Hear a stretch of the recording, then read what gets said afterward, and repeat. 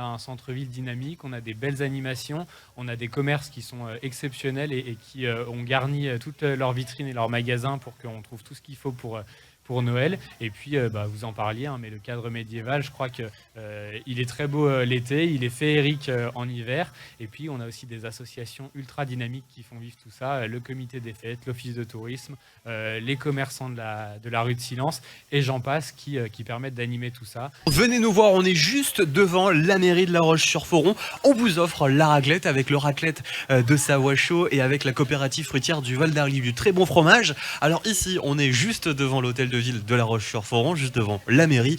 Audrey Bourdier, on se doit d'inviter l'hôte des lieux, monsieur le maire Pierrick du Cimetière. Bonjour. Bonjour, merci beaucoup pour l'invitation. Bonjour Monsieur le maire, alors une petite raclette à 16h12, vous êtes du genre à vous laisser tenter ou votre estomac n'est pas totalement prêt? Carrément du genre à se laisser tenter, la pause de midi a été courte et volontairement légère, donc je suis tout à fait prêt, j'attends que ça chauffe et on ira après avec plaisir. Ouais. Alors cette année encore, La Roche-sur-Foron, pendant les fêtes de fin d'année, ça vaut le détour. Vous avez encore un beau programme d'animation. En ce moment même, il y a le marché de Noël, rue du Silence, mais cela ne va pas s'arrêter là, il y en a jusqu'à début janvier. Exactement, alors certains Rochois disent que ça commence un peu tard, mais on va y aller fort quand même maintenant jusqu'aux fêtes.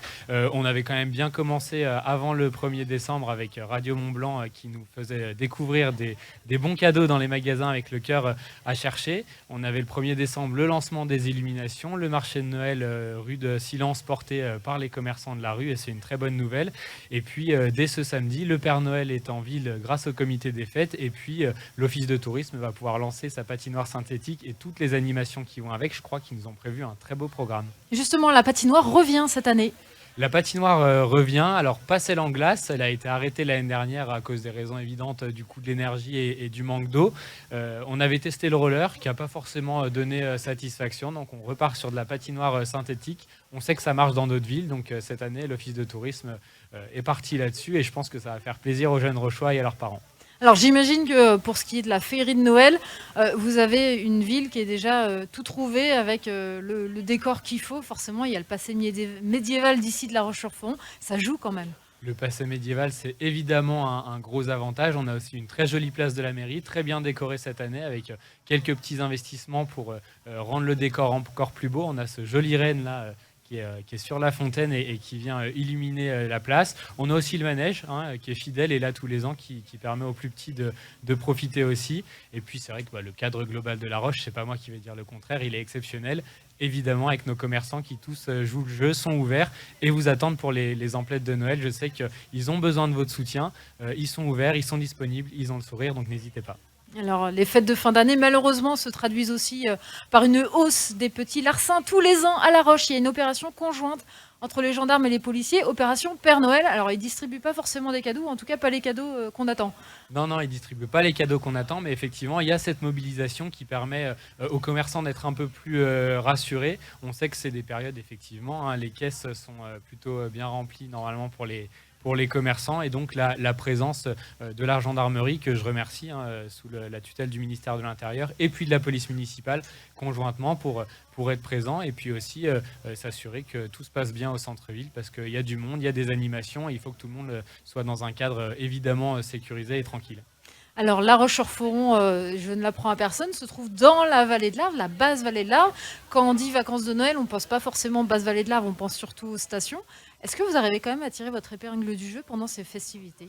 Alors je crois qu'on tire notre épingle du jeu à l'entrée de la vallée de l'Arve, effectivement. Alors notre but c'est pas de rivaliser avec les stations, c'est pas l'objectif. Chacun sa part de travail, mais comme je le disais, on a un centre-ville dynamique, on a des belles animations, on a des commerces qui sont exceptionnels et qui ont garni toutes leurs vitrines et leurs magasins pour qu'on trouve tout ce qu'il faut pour Noël. Et puis, vous en parliez, mais le cadre médiéval, je crois qu'il est très beau l'été, il est féerique en hiver. Et puis, on a aussi des associations ultra dynamiques qui font vivre tout ça. Le comité des fêtes, l'office de tourisme, les commerçants de la rue de Silence, et j'en passe, qui permettent d'animer tout ça. La MJC sur le volet social avec la Croix-Rouge également. Je ne peux pas toutes les citer, mais en tout cas, il y a vraiment un dynamisme qui est extraordinaire.